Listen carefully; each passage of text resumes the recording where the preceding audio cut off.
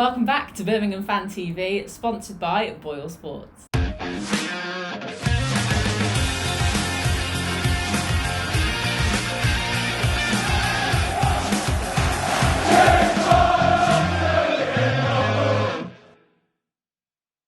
Hi guys, and welcome back to the channel. It has been only a week this time. It feels so good that football is finally back and we are now on a roll. We have 2 fixtures coming up within the next week as well, so we will be speaking about that later on in the programme. So before we get into the video, don't forget to like this video because it really does help the channel. Subscribe if you haven't already and comment your thoughts down below throughout the programme. So we want to know your thoughts on what was a really hard, well-earned point against West Bromwich Albion at the Hawthorns on Saturday. We want to know your thoughts on the speculation around the managerial hot seat at Blues. Who do you think is going to get the job? Let us know in the comments and comment multiple names who you think could possibly be in with a shout. Is it going to be a big name? Is it going to be someone we don't know? Comment it down below.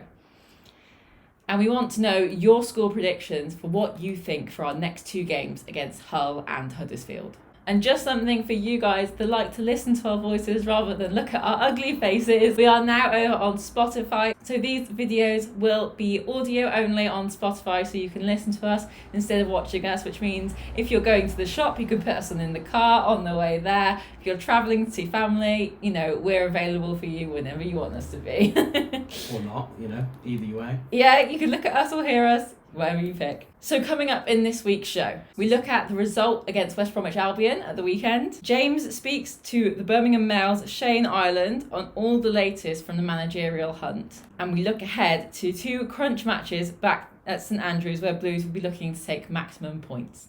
So let's start with the West Brom game. I think we did really well actually. To have a 0-0 against arguably the best team in the league, I think we've done really well with that. Yeah, it was a really good result. Welcome back everybody, by the way. I hope you're all enjoying the much longer episodes that they're going to be. And excuse me about the noise, it's about 32 degrees today, so I cannot sit in this studio and do it without the windows open, so there's going to be cars going past, so yeah, it's just going to be how it is today. But yeah, I am really pleased. Yeah, I think we both predicted a defeat actually, didn't we? Saturday. Not to be negative, both predicted quite high scoring defeats as well, which was the complete opposite. So you had 2-1, I had 3-2. So 3 goals and 5 goals respectively. And it was the complete opposite. Yeah, it was, yeah. I kind of expected us to go there and do what we did. I expected us to go and sit deep and be resilient. I know West Brom won't have liked that, and I know it'll have annoyed a lot of their fans in terms of the way we set up. Maybe some would find it too negative, but at the end of the day, we're still not mathematically safe. We need to pick up as many points as we can as quickly as possible so that we become mathematically safe, and then we can blood the youngsters, and I think that'll be the plan moving forward.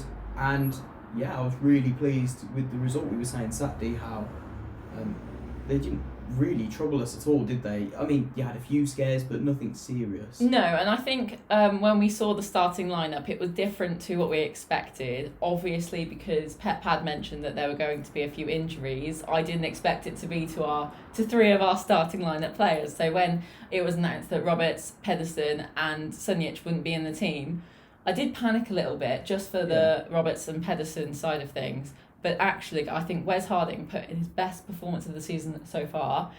And on that left-hand side, which is not his natural side, he did a lot better there than what he's done in his natural position sometime this season. Yeah. And I think Harley Dean did okay.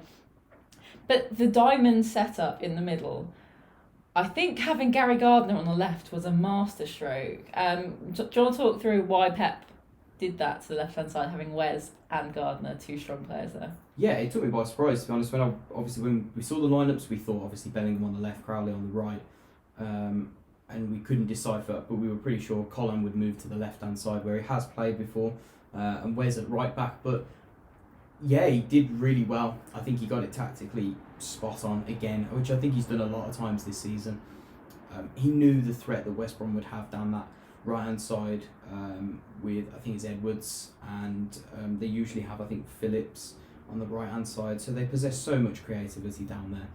To be honest, they have creativity all over the park. They have so many players to watch but I think he's been their main outlet this season. And to put two strong players there, Wes is very quick, he's very strong, he's probably quicker than Max. And then you've got Gardner, who, if you had Bellingham on the left-hand side, you would be a little bit more exposed because obviously you need him to push a bit further forward for that creative outlet. You leave yourself 2-on-1 potentially there. So he sat Gardner in there and said, you kind of sit and we'll shuffle across and we'll try and block up that left-hand side.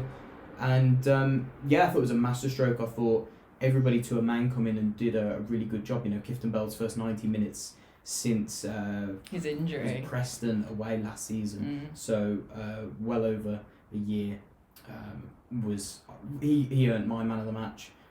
But obviously the opinions differed. I thought Crowley come back in and did really well on that right hand side. Yeah, I think it's obviously not his natural position to play on the right hand side. I think he definitely is a number 10, but he did really well. I think the game was never going to be set up for us to try and get a win. It was more to try and not lose. Yeah. So I think the way that we actually set up and the way that each of our players played was brilliant. The only one that sort of let me down was Scott Hogan in the first half. Not let me down, but he looked a bit off the pace. He did, and he wasn't making those decisions that we will have seen him made before the break. So I think that was just obviously a bedding into the game because it was their first game since they've come back, and it's a longer period out than it is between season to season. So you've sort of got to think the first half, forget it almost, and just look at the second half when they've actually got back into the flow of the game. And everyone was brilliant in the second half, and we did incredibly well. And Lee Camp didn't have to make too many saves. No, he didn't. I think we did register 2 each. But when you think about the difference in size, the amount of pressure that they put on us, they did put a lot of pressure on without really hurting us. And that's credit to the defence, I think Jake Clark's obviously he's been magnificent for the majority of the season, so everybody knows now what he's about. But another phenomenal performance from him, and if the price is right, if you like your game shows, you'll know that one. If the price is right on Clark Salter, then he's got to be one of your top prospects to come back in next season on a permanent, along with Hogan. My worry is that we won't be able to afford him, even with the money that we could possibly generate from sales this summer. I don't see Chelsea kind of budging on their price. No. So, but yeah, overall, I think to a man, everybody seemed really relatively sharp. Even Scott picked it back up second half. He looked a lot sharper. He had a couple of chances towards the end. So yeah, I was really pleased to get a point there. So earlier in the week, I sat down and spoke with Birmingham Mail correspondent and writer Shane Ireland, who's also a Blue Nose, and he gave me his thoughts on obviously Saturday's game, all the managerial speculation, contract negotiations, and this week's fixture against Hull City. Check it out, guys, and let us know your thoughts. Okay, so I'm joined by Shane Ireland, writer and correspondent for Birmingham Live and for the Birmingham Mail. Shane, I really appreciate you giving us the time to come and talk and run some things over talking points with the club at the minute. Yep, good to be invited on, mate. How's it going? How are you? Yes, I'm good. It's good to have football back, if I'm honest. Yeah, absolutely. Obviously, I know you guys will have been in the same position. It kind of dries up when the football's gone, and yeah. There's not much to talk about, is there really? No, not a great deal, mate. It's just everybody's waiting for it to be back, aren't they? And now we've got it back, which is it's good, really good, really glad it's back. It is, yeah. It's kind of been like crazy season without it being crazy season, if that makes sense. The rumours. Yeah, absolutely. Like a mini transfer window, but with no transfers, kind of thing. Exactly. Yeah. It's kind of been doing my head in, if I'm absolutely honest. I hate the rumour mill that goes around, and obviously when nothing's going to happen anyway, so the rumours start swirling. It's kind of it's a pointless argument that you're having with people. But no, it's certainly it's good to have football back, and it's certainly something good to bring up. So that leads me on to where I wanted to start today. Obviously, Blues took on West Brom at the weekend. And, it was a relatively pleasing result, a relatively pleasing performance from Blues. Yeah, it was, absolutely. And obviously managing to take that point, which I'm sure most wouldn't have expected at the time. How did you feel that the performance went? There was a few changes in terms of the lineup. There was a few changes. Yeah. In terms of the system. I was impressed, really. I didn't expect us to go there and kind of play an expansive game against West Brom, because you know how dangerous they are when teams go onto them. I think they kind of had the right way of playing, certainly in the first 45 minutes, which is to try and not concede, try and keep things level, really. I thought the defenders were excellent. Clark Salter had a really impressive game and has kind of improved so much, it seems, since the start of the season. And certainly since we heard kind of Sunderland fans on him, it's that kind of Lee Camp situation again, how poor he was on loan there, and he's kind of come on leaps and bounds for Blues now, hasn't he? I thought it was good. Maybe, we'd like a couple more chances, but we were playing a team who are now top of the league, so you've got to be realistic, really. Yeah, definitely. I think one of our biggest flaws this season has maybe been a lack of defensive resilience at times. Yeah, absolutely. I don't think we've been too bad going forward, but it was pleasing to see that sort of change up. Yeah, it was. They were excellent. There were no real scary moments throughout the game. There were a couple of times where Albion kind of got through, but it never really felt like we were going to concede, which was really pleasing, actually. Yeah, absolutely. And obviously they did it without the help of two key defenders, being Mark Roberts and the ever-present Christian Pedersen. And that leads me on to, obviously, Pep said going into this one that there was a couple of doubts. We didn't know names. Turns out that obviously the three being Pedersen, Roberts and Sunjic, you think he had an eye on next week's game in terms of that one, or was that simply due to circumstances being that they genuinely couldn't play? Yeah, I think it was probably the latter. They genuinely couldn't play.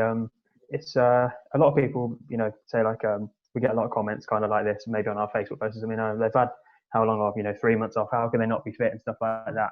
But it's so difficult to go from doing nothing to be expected to be match fit. Kind of all of a sudden, basically. I think we'll definitely see the kind of key players return to the lineup for Saturday's game, probably. Yeah. Yeah, definitely. I thought obviously you hear things that say obviously if they weren't 100%, there's no point risking them. My thought process would have been that he goes into the next two games. Obviously, he's got two games in the space of 4 days, I think, and two massively important home games where you certainly is going to be looking for 6 points from those two. Maybe it wasn't worth the risk against the West Brom team where he maybe thought we probably couldn't get anything against. Yeah, absolutely. It's an incredibly demanding schedule, actually, coming up for all the teams, and especially demanding for a squad like Blues, who aren't kind of blessed with the amount of senior players that other teams are. We saw the bench at the weekend, how young it looked, and those kind of players on the bench who are young will be needed in the coming weeks, and it'll be interesting to see kind of how they step up into the senior team. Yeah, definitely. I was going to say, obviously he's got his eye on the next two games now. Obviously, they'll be the main focus, being the two back at home. Do you see him maybe putting all his eggs in one basket, trying to get his 6 points from these two, and then obviously we won't be mathematically safe if we win both of those, but in terms of relative terms, we probably would be safe at that point. Can you see him blooding the youngsters for the rest of the season? I know he only made two subs. Absolutely. Yeah, I think if one guarantee from whatever happens in kind of the next 6 or 7 weeks, there'll be young players that come into the team. We know how keen Pep is to do that, and how keen kind of the directive from above that he's getting is to play young players. And obviously, the major beneficiary of that has been Jude Bellingham this season, and we've seen how kind of keen Pep is to get him on the pitch and look after him pretty closely, really. So I think we'll definitely see more young players play. Yeah, absolutely. I think that obviously we don't have much choice at the minute. The squad looking a bit threadbare, but obviously the academy has produced time and again. It's proven that it's a trusted source for Blues. We've seen the likes of Con Cannon come in this season, Boyd Muntz, Bajrami. Is there any others that maybe stand out there that maybe haven't made the step up just yet, but maybe want to look out for over the next coming weeks? Yeah, I think certainly with the issues that kind of fitness issues that Pedersen has, I think we might see Burke in the team. Left back, if Seddon was here, obviously that'd be his place. But kind of, I guess, without the Seddon in between them, I guess Burke's the next one to step up. Obviously, you've got Wes Harding who can play on either side, and so can Max Collin.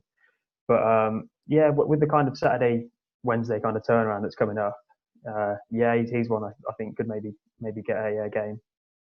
Yeah, absolutely. In terms of Jude Bellingham, you mentioned previously.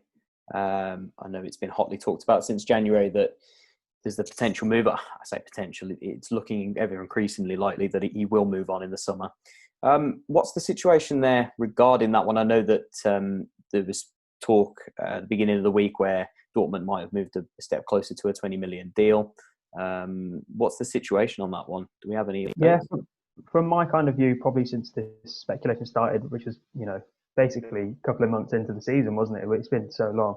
I think Dortmund had always kind of been the leading choice, maybe for him, but maybe just maybe the more obvious choice for him to make. I think we reported in April that Dortmund were pretty confident of sealing the deal ahead of United, and I'd probably go for that. If I had to put money on which club he'd end up at, it'd definitely be Dortmund, yeah. Yeah, no, for sure. I think if he's looking at a potential development process, Dortmund again, time and again have shown that they like to put faith in the youngsters. Does that maybe rule out the potential of a return on loan next season, do you think? Yeah, I think it probably does if he's moving abroad, especially to Dortmund, where they're kind of keen to get young players into their first team pretty early. The big difference between Dortmund kind of finding an English player now compared to 3 years ago, they kind of got Sancho as the poster boy. I know he didn't start the weekend just gone because of speculation was over his future, but they've got they can say to English players, look what we've done with this player. He's now, we'd probably say, a world-class talent and obviously an England regular as well. And I think that probably makes a big difference for any English player looking to move to the Bundesliga now. Yeah, no, for sure. It's evident to see why he would make the move there. The blueprint is there, I guess, that they have the module to follow, I guess. But in terms of a fee as well, we were looking. There's been plenty of fees bandied round. Do we think that maybe the clubs had to take a hit on a fee in terms of what they expect for him, obviously due to the financial situations? Yeah, I think that'll be the case for any major transfer this summer, Bellingham or elsewhere. We have to remember that clubs have taken a massive hit in their income, and there's clubs outside really the top six in the Premier League are looking over their shoulder a little bit worried kind of at their finances. And I think that'll affect any kind of transfer fee. And clubs certainly like Championship clubs need money this summer. They need money to replace the income that's been lost. And I think we will see a hit on potential fees for any player, to be fair, because of that. For sure, and obviously there's plenty of, I guess, assets within the squad as well. And Blues recently, you could say 12 to 24 months, the recruitment has been fairly meticulous, and they've really put a structure in place that they're following maybe players that to bring on resale value. Do we see obviously any other departures in mind this summer? Obviously, Pedersen's been named, gets bandied around. Yeah, I'd say the Pedersen situation is one to look at.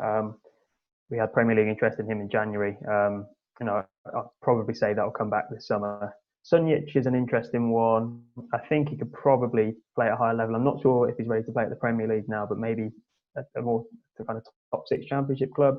But then Blues would have ambitions themselves to be in a top six Championship club next season. I'd say Pedersen's the one to keep an eye on, and Sunjic perhaps. Other than that, there's bound to be there seems to be speculation over Djukovic every summer that happens. A couple of Championship clubs always want him. It never really comes to fruition in the end because Blues know how important he is to their team. I'd say Sunjic and Pedersen are the two others to look out for, other than Bellingham, obviously. Do you think it's a concern in terms of the squad depth? I know that we're talking about it now, maybe a bit threadbare in places. We're having to rely on a lot of youngsters coming through. Do you think the board's maybe got the work out for them this summer in terms of recruiting a team that could maybe push for top six? Yeah, I do, absolutely. Pep, in his pre-match press conference ahead of the West Brom game, kind of hinted that there's obviously no criticism, but he hinted that he's been left very bare kind of for the next few weeks, especially with Rav Goma and Montero going. I think it is. It's a really big summer. There's a lot of things you see on Twitter, obviously, and kind of like squad depth pictures and stuff like that. And the left wing one is empty. Obviously, we've got Bella who could play there, or Gary Gardner we saw at the weekend, or Jude has played there before. But there's a number of positions that need to be reinforced quite seriously this summer, especially if you're looking at Bellingham departing, Pedersen perhaps departing. You've got Seddon, who may come back, but we know Portsmouth are very keen on keeping him. Yeah, it's a big challenge ahead this summer, and it'll be interesting to see kind of how much they throw at it in terms of the finances, because obviously, as we were saying, a lot of clubs have been really impacted by the coronavirus pandemic with regards to their own money. So it's an interesting one here. Yeah, I mean that's the question on everybody's lips. It depends, I guess, what the ambition is of the owners. It's kind of hard to judge right now. I guess it kind of leads me on to my next point is. The manager situation is one that's going to be hotly talked about until the end of the season. I don't think we'll hear anything in the very, very short term. But how do you see this one playing out? I mean, what is the outlined ambition? I know we saw Brian Dick on Twitter outline that the starting point is maybe a manager with promotion credentials and good experience in this league. Do you see that as still the blueprint? Yeah, I do. I do. I think the big benefit Blues have is that they kind of announced it and got it out of the way early. It's given them several weeks and, kind of knocking on the door of over a month and a half to get this appointment right. It's obviously another very big one. We say this every time, but it's another very big one, another big decision they've got.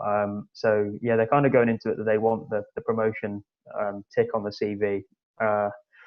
We've kind of seen talk of Jokanovic, Houghton. I think that's maybe a little bit too ambitious for Blues. I think they really struggle to attract kind of Jokanovic back to the Championship. I think most Championship clubs would, because he's very settled where he is, kind of on a very nice pay packet in Qatar, obviously. The Houghton question is interesting. I'm not convinced really he would come back to the Championship at the moment, never mind Blues. We saw kind of the Groningen boss got linked in the couple of days ago. That's an interesting one. I think they're kind of, because they've got so long to sort it, I think they're kind of exploring all options at the moment. But I imagine there'll probably be more names come out in the next few weeks that we haven't heard yet. Which I'd probably ask you, who would you be your ideal appointment at the moment? No, it's the question, isn't it? It's always a case of you've got the manager that you want, and then there's always the manager that is realistic. Obviously, yeah. The ideal candidate, like you say, is the top names. You're looking at your Houghtons, your Jokanovic. They've all got the ticks on the CVs. They all fill the boxes for Blues. But like you say, I think the compensation fee and the wage structure for Jokanovic, I think he not turned down, but I think talks broke down with West Brom a couple of, maybe 12 months ago. Again, I don't think we have the same firepower that West Brom, or pulling power at the minute that West Brom would maybe possess. Houghton, I think that, like I say, I'd love him back. I think we played some of our best football under Houghton. I think, like I say, he's got that track record. But yeah, he seems to be holding out for potentially maybe poaching a Premier League job if it becomes available in the summer. I can still see him holding out for that. My money has always been on the board's. Always been a big fan of Aitor Karanka. I still think if he was an option, they would try and go for him again. I know that there have been previous talks and they've broken down for whatever reason. I think he still fits the credentials. But again, is he realistic? I don't know. I did find it interesting seeing the talks with, I'm not even going to try and pronounce his name. I think it's Danny Boys. Yeah, something like that. Yeah, I'm in the same idea. Yeah, I could not pronounce it for the life of me. From Groningen. He doesn't seem to fit the same sort of mould that they're looking for. And I found it interesting that those links were made, relatively inexperienced. Yeah, I think there's perhaps a viewpoint that probably similar with the kind of transfer recruitment strategy they've had in the last couple of years, which is look for kind of more value for money on the continent. I think there's probably a view from not just Blues, but a lot of clubs that certainly if you kind of appoint managers that are known in England, you're probably going to get better value for money or perceived better value for money than kind of if you looked maybe Holland or Belgium or something like that. The compensation fee for him would be probably less than it would be for another Championship manager. But as you say, yeah, it was a bit surprising because it didn't seem to kind of fit the tick list that they've kind of got set for the last couple of weeks anyway. But yeah, we'll see. Yeah, certainly. Can you see them trying to stick with the same philosophy that was kind of installed this season, where maybe a change in philosophy? We saw that in parts, but maybe as curtailed a little bit towards the back end of the season. Yeah, I think so. I think they'll try and stick to that as much as they can. Whether they do is a different question. Obviously, going into later in the season, as we saw, it kind of evolved over this season when it became apparent that we could, play better systems better than other ones. I guess for a new manager, then yeah, if you have your philosophy, then you've got to be looking at him kind of implementing that, haven't you? But then on the other kind of side of it, several managers coming in would want to kind of implement their own play. If we, for example, we saw the kind of talk with Neil Warnock, certainly he would have his own style of play compared to maybe what the board would want him to play. Yeah. No, definitely. I think that I suppose if they've tried to install it now, they can't make a U-turn on it, as to speak. I think that maybe we've made. I think we've probably seen our best 12 months under the current regime in the last 12 months in terms of a steady progression. Obviously, it's still been a little bit hectic. I still think we need some stability within the club. I saw the links with Nigel Clough, and while I wasn't overly enthralled by it, I can understand the thinking process behind it. Was that something that took your fancy, or was maybe he again doesn't fit the mould? Yeah, I guess it's a similar reaction to yours. It's one of those kind of lukewarm names that you think, like, maybe, it wouldn't be, I doubt he's anybody's first choice, but I think he's actually a pretty decent manager and a kind of calm and reasoned kind of manager, as opposed to more explosive ones that we've perhaps had before. Yeah, he did a very good job at Burton, to be fair, a very good job. But whether he's kind of a name that Blues fans would want now, probably not. Yeah, it's one of those, isn't it? It's kind of in that middle road of candidates that you probably wouldn't say no to if push really came to shove, and you don't really want that much either. Yeah, absolutely. If you were to pin your hat on a favourite runner for yourself personally, who would you go for? Lee Bowyer, probably, mate. I know he's kind of, he's going to bring loads of passion with the kind of Lee Clark kind of thing that people always say. Yeah. But yeah, I do rate Bowyer as a manager. He's had a really, really tough time of it at Charlton, and I think he's kept pretty level-headed, certainly with his comments in the press and stuff. He seems to be a pretty sensible guy. And obviously he's got his affinity with the club and he's got the promotion tick. But yeah, we'll see. I mean, there's a long way to go for kind of any candidate at the moment, and a lot can change, obviously, as we know. But at the moment, if I had to say put money on somebody, it would probably be Lee Bowyer. Yeah, I think it'd be a decent choice. I think he'd understand the club. I think he understands maybe working under slightly tighter constraints. And I think tactically he's not too bad. Yeah, I agree. I think he's a steady manager, and he's still learning. I think he's dealt with really, really difficult circumstances at Charlton, so it certainly helps his case anyway. If he was looking to take a new job going forward, it would be the compensation again that would maybe throw me on that one. Would they be willing to pay his compensation fee? When there is obviously free agents out there, managers out of work, and again, being a championship manager or an English manager would come with maybe a slightly higher price. Yeah, absolutely. Yeah, that's the kind of the big question. I can't imagine his will be too high compared to some of the other managers on the list. I think that probably works in his favour. And as much as I don't want to kind of say that he'd be willing to get out of Charlton as quickly as possible, I know it's a very difficult time for him managing there, and against the backdrop of a couple of takeovers kind of thing. And I think it's probably a job he would be willing to take. Yeah, no, I certainly think it would interest him. I think it'd be interesting to see how this manager scenario unfolds. I think everybody's got their quiet favourite. I think everybody's got their preference. I guess it all comes down to how much the board want to throw at it. I guess it all depends on the ambition and if they can sell the project. I guess if they have a project in mind, if we can sell it to a potential manager, because I know that obviously looking from the outside in at Blues at the minute, it's never been one of a stable picture, and most managers look for that when going for a job. Yeah. So I guess that's the problem they face. Just looking forward to the whole game. On that injury front that we touched on earlier, do we know if those have recovered in time to make the game on Saturday? Yeah, I think it was. I think it'll be kind of touch and go whether it'll be this game or the next match. But they should return, if not for Hull, then for next week. Yeah. Can you see him making obviously the same lineup that he went with against West Brom? Very much I guess it was set out very much to nullify West Brom with Gardner on the left hand side and Harding as well. Can you see him sticking with that, or maybe sticking Bella back in there for maybe a bit more potency going forward? Yeah, and I probably expect to see Bella come in. I know kind of there aren't any fans there that would demand us to play attacking football, obviously, but the onus is still on Blues to attack. Being a home team against a team who are really struggling on and off the pitch at the moment. I think I'll probably say Bella would get the nod to come in. But as we were saying earlier, there's not a kind of a great deal of options on the wings, are there? So kind of make do with what we got at the moment. No, definitely. I think one that caught the eye was Crowley. I think he had a relatively impressive game. Yeah, he played well, didn't he? I was impressed with Crowley. He did, didn't Very he? impressed. Yeah.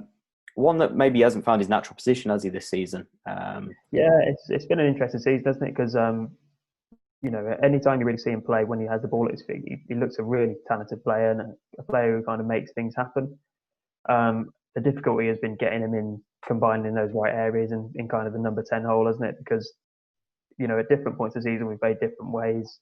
Before Hogan, Djukovic was very much kind of the focal point, and we're kind of playing to his strength. Now we've got Hogan as kind of an almost not quite a run it in behind striker, but also not quite a kind of back to goal false nine striker. So it's difficult I think it's been so difficult for Blues to get the Crowley position right.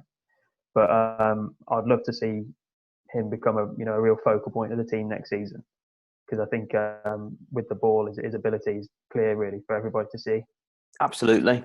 Does it pose a bit of a problem? I guess there's always an argument amongst the fan base where they say that we can't play the system that fits maybe the fluid football Crowley in the 10 because of Djukovic. Does it pose an issue to any incoming manager to decide whether he stays in the lineup or whether he's a rotational striker? Yeah, I think that's an interesting question, isn't it? It's kind of one that Blues have kind of explored before, haven't they? They've tried to play that way with Duke up front, and it's not worked as well as kind of the traditional kind of more wing-involved play for Djukovic. What I would say is that out of all the players Blues have had recently, Djukovic has probably been the one that's had kind of 2 or 3 seasons where he's been excellent, hasn't he? And he's still very much a key player in the team. And I think the onus is probably to make it work around him more so than a player like Crowley. Yeah, no, for sure. Obviously, we know of Crowley's abilities, but obviously Djukovic seems to lead by example, and obviously he takes the mantle. And obviously, it's proven time and again that if you get the strikers off him, he seems to work well. We got that with Adams. Absolutely. Yeah. So I guess moving forward with that one, it's going to be an interesting summer. Just wrapping up finally, we've got, we touched on the contract situation earlier. Was you surprised with any of the ones that maybe didn't receive a new contract? Yeah, I guess the most contentious one was Mrabti, wasn't it? And I would probably say that I'd have liked to see him stay on for another year. I think he's a pretty good player who hasn't always had the chances that he's probably deserved. And then you kind of flip it on that and think, if he's not starting, is that maybe kind of a reticent from him to sign a new contract? Because there was, I think he Blues were kind of considering him, keeping him on a short-term deal to cover these kind of last 8 games, isn't it now? But he didn't want to do that. So, you've probably got to look at it from both sides of the coin, that it would have been nice for him to stay on. I think he probably deserved another year. But whether he wants to go to a club where he wants more regular football, which is understandable really for any player. Yeah, I think it's been a frustrating 18 months for him, really. I think you can see he definitely possesses something. I think we've said before. The problem is, it's hard to say what that something is, isn't it? I think that's been his problem, really. Yeah, he's kind of got a bit of everything, but I guess he doesn't really have a standout sort of trait within his game, I guess to speak. But if we can't fit Crowley in, it's clear that Mrabti again likes to play off the striker. He maybe likes to play in that hole. If we can't get the system for Crowley, we're never going to be able to fit Mrabti in. So maybe absolutely, it was one that maybe we looked at and said, it's just not worth taking him on for a season. I think maybe the most contentious one for me was potentially Magoma. Obviously, looking at how lightweight we are, especially across the left-hand side where Magoma definitely can play. Did you see that one as a strange one, that he maybe wasn't given a contract, at least for the last 8 games anyway? Potentially. I think, I wasn't surprised to see him go, certainly after this season's come to an end, but perhaps it would have been one they could have extended short term. But I guess it's a risk on both sides. Certainly a risk for a player who's going to become a free agent. It's a bit of a risk for them, to kind of commit their future for the next month or so. They could get injured or anything like that. There's a few things to think about, isn't there? Really.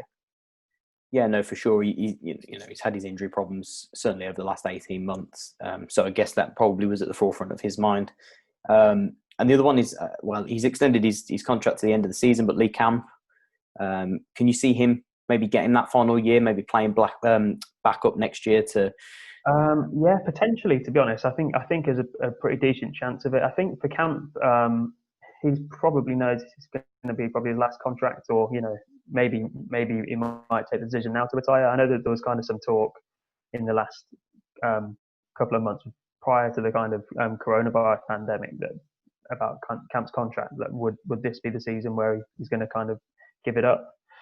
But I think from Blue's point of view, I think they would be willing to keep him on for another season, get a new number one and probably keep Camp on. I guess the interesting thing is kind of Truman and Truman's future. Will he ever become the number one at Blues? I'm not sure. So I think they'd probably keep Camp on as a number two. Yeah. Yeah, I think that even around the training ground, his experience is invaluable. And if you can bring in a number one that's certainly got, I guess they were looking at is it Senny Dieng at QPR? I've spoken to a few people at QPR about that one. Mixed reviews, but certainly one that has the potential. Maybe Camp taking him under his wing would have been, certainly advisable going forward for the next year. Yeah, absolutely. But I guess, again, it all falls down to the ambition of the owners. Depends how much they're going to throw at the coffers next season. It depends what we have in terms of expenditure. But, it's all up in the air at the minute. Do you see very much so. Final question, do you see a deadline in terms of a decision being made on the manager? I know they'll want to get him in as quick as possible. I know fans will want him in and sorted as soon as possible. Can you see them saying, this is when we want him in by? Yeah, I think maybe another kind of 2 or 3 weeks that they'll want to get something properly ironed out to give him the most amount of time in what's going to be a really short pre-season. Going to be a very quick turnaround, isn't it? So I think they'll probably want to get it kind of wrapped up in the next fortnight or so, I'd say. Certainly, like you say, he's not going to have very long to come in and assess the squad and maybe make his own changes. So it's going to be interesting to see who actually wants to take that responsibility on. It's going to be a horrible time moving as a manager, but I guess that just about wraps it up, Shane. I really appreciate you coming on and talking to us. Not at all, mate. No problem. And hopefully, obviously, if this is sorted and all goes well, we might be able to get you back on at a future point. Yeah, absolutely. I'm happy to come on again, mate. We enjoyed it. Thank you. Thanks, Shane. I really appreciate that. Nice one. Cheers. So thank you so much to Shane for coming on the channel. You're welcome back anytime. Certainly we'll look to get Shane back on in the future again. So the managerial situation. Yeah. There's been a lot of speculation this week, as you would imagine. Yeah. We've had a few oddballs thrown in there since we spoke this time last week. The Groningen manager, and you've done a little bit of research on that, and you're not happy about that. And Steven Gerrard has been thrown into the mix this morning. I'm not sure why Steven Gerrard would want to leave a European playing team, but there we are. We'll I'm not putting my bet on that one. No, I wouldn't either. No. So, what are your thoughts now on all the speculation? I know you're a lot more on the ball than I am when it comes to speculation. Yeah, every manager that kind of comes into it, I know that I touched on it with Shane briefly in the discussion but I did a little bit of digging, as I always seem to do. When there's a manager, I won't judge him unless I see what he's about. I'm not going to sit and pretend that I've watched Groningen all this season. I do watch a little bit of Dutch football, but nothing like out the ordinary. I think I watched them twice this season. I think I actually watched them beat Ajax 2-1. So you could get a bet on them. Yeah, I think it was probably because I was betting on that one, to be fair. And then I think I also watched them in another game. I think they lost at home. I don't see it personally. I don't see what the attraction is with him. I certainly think he's got good aspects to his game, and I think that he brings something to us. I don't think he is a name that excites me. I don't think he's someone that I particularly want in. No disrespect to him. I just think we're looking for something a bit different. I'd like that to stick to that criteria of a manager with a little bit of experience in this league, someone that's got maybe at least as someone that's achieved playoffs in this league before. Well, that's what they want, isn't it? They want someone that's going to push us into the Prem, and looking at someone that has no experience is a bit of an odd one. Yeah, I can understand the thinking behind it. He's a young manager. He is earning his stripes out there. He's doing okay. But, you've got to think, you're bringing him in now, in a couple of years' time when he's continued to develop, then fair enough. But can we take that risk? That's the point. We don't want to keep hitting that reset button. No, I did my research, and I think that, I looked at these games. This season alone, 26 games played 10 wins out of 26, which is very average. It's not bad, but it's not great either. 27 goals scored is where my issue is. They are the third lowest scorers in the Dutch league, and they were also third lowest scorers in his first season last season. Only the bottom team, who were actually level on goals scored with them, are kind of on their level, and then there's two of the lower teams are below them. So they don't score a huge amount of goals. And in the Championship, you can't have that. No, we can't have that. No, even teams like Rowett's end up getting found out when they are very defensive resilient, and his teams are also very resilient, which is evident because they also have the third best defensive record in the league. So there's always an upside to it. So he can clearly set his team up to be strong and dogged, but they don't. The board have tried to edge away from that so much in recent years that getting in a manager like that would be a complete backward step for their philosophy. Yeah, absolutely. Only 6 home wins out of those. I think it was 13 home games, 6 home wins. Where you want your home form to be strong, I don't think that's particularly strong. No. And Groningen's last 8 finishes were 7th, 5th, 8th, 7th, 8th, 12th, 8th and 9th. So in these last 2 seasons he's finished 8th and 9th. Not particularly impressive. Someone was saying, lots of people saying online that he's pushed them forward. He hasn't really taken them anywhere. I'm not saying, again, this is not me disrespecting him, but if he was pushing them towards the top 4 in that league, top 5, you'd be like, okay, I can see it, yeah. But they're finished in high positions. He's not, what he's made out to be, I don't think. And I feel like this is me coming across as very, slanderous towards him, but he's not. He seems like a good tactical coach, a thinker, but... You just got the stats and put it on the table. That's no, for sure. And again, last season, 13 wins in 34, it didn't set the world alight. Moving away from Danny Boys. Danny Boys. We've surely butchered that one again. Probably. I'm not so good with I'm only good with pronouncing Spanish names. Sure. So who else do you think is in the running then? Thursday, the reports on Thursday were that Steven Gerrard was approached by Blues. No, I don't see that one in a million years happening. No, that's got no chance. I think you come from Football Insider, who, okay, they're not bad, but no, that's a no one. That's a no starter. I think the names that the Hutons keep getting banded around each week, saying that they still want him. I'm sure they do. It's not going to happen. I really can't see it happening. My bet would be still on Karanka or Carvajal. Carvajal leaves his job. I think he's in the Portuguese league at the minute, or Spanish league. He leaves his job at the end of the season. He said he wants to come back and manage in England. An excellent record at Sheffield Wednesday, and it did okay at Swansea. So certainly would be one that I would like. Again, Karanka, great record in this league. Obviously, he's had talks with Blues before. He was supposed to get the job before Cottrell, and unfortunately turned it down by the sounds of it before Cottrell got it. So, I think imagine how different things could have been. Things could have been so different for Blues, yeah. But at the minute, it's all quiet, is the way I would say it. And so, you're not going to hear anything for another week or two. I wouldn't expect. You might start the back end of next week. You might start hearing some rumblings, maybe, some concrete evidence or information come out, but at the minute, the talk is very paper talk. I think at the minute, of course they want these big names. Of course they do. Who doesn't? They want the best names for the club. Yeah, of course. But then you look at it, and they could say, we'll give you a good pay packet. We'll give you what you want. But does the manager want it? It's a two-way thing. People going, well, if we just offer him a deal, a big deal, he'll take it. Well, no, it's not as simple as that. Is it right for the manager at the right time? Is the club's infrastructure right? Does he want to work on the owners? Does he see the squad as something he can work with? Is there a good budget there? Because obviously that will be discussed. Everything will be discussed, and then in the end the manager will go, it's not the job for me. Or he goes, okay, you know what?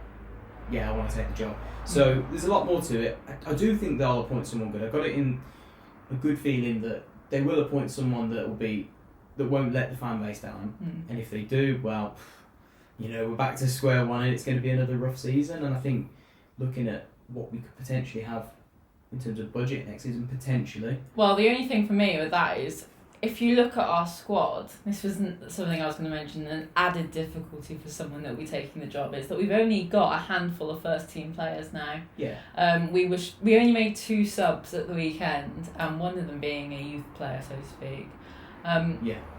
I think it was Boyd Months, wasn't it? Yeah, it was. So for me, I think it's going to be a daunting task for any manager coming in, because he's going to almost have to rebuild a reserve squad, as well as taking the structure that we have going forward, which is going to be a massive task. You're looking at probably 9 players.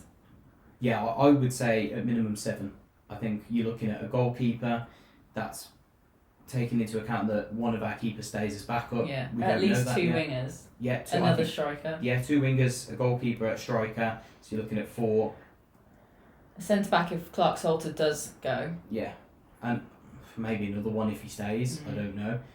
You're looking at you could lose Pedersen, so you're looking at a left back with Seddon mixed in. You're looking at maybe another central midfielder as well. Yeah. Someone that can sit alongside Gardner and Sunjic and all of that. And I don't think we have great amount of options in the middle, because we will probably lose Bellingham. I think it's fair to say he's probably going to go. The likelihood of him coming back, I discussed with Shane, is low, because obviously Dortmund will want to keep him. So we're going to need someone to replace that as well. So you're looking at a fair few options in terms of bringing some depth as well. But I'm sure that the recruitment is well underway. I'm sure negotiations are already on for some players. I know that people fretting because there's rumours of players that they want coming out before the manager's in place. Well, that happens everywhere. The manager doesn't go and Google players himself and goes and brings them in. He has a whole team of analysis behind him who won't leave. They'll still be at managers will come, but the same analysis team will stay. They'll give him a load of players. The manager will say, I want this type of player. They'll go and find that type of player. They're just trying to obviously weigh up their options and look at some good young talent. They've not really gone wrong so far in the market.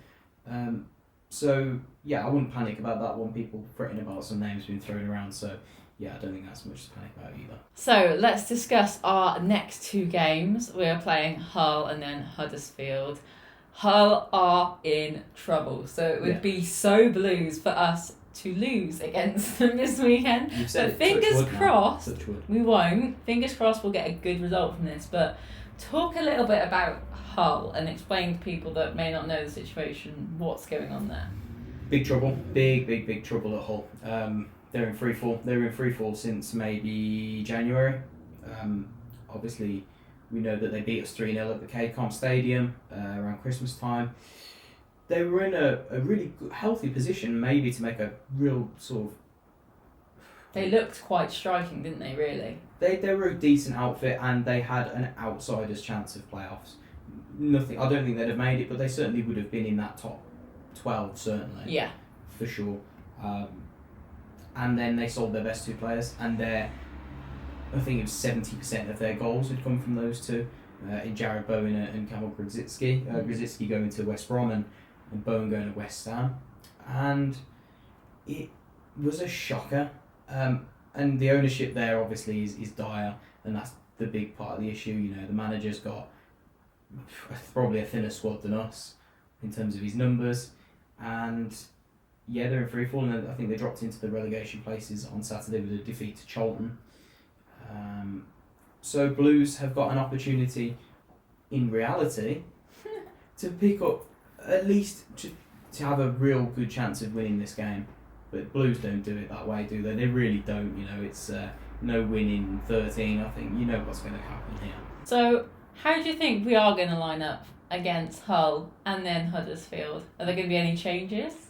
So yeah, there is one piece of good news for Blues, obviously, being that Pedersen is back fit for this one, which is good, but also gives him a headache because we didn't concede at West Brom last week. Would he change that defence? I think he will.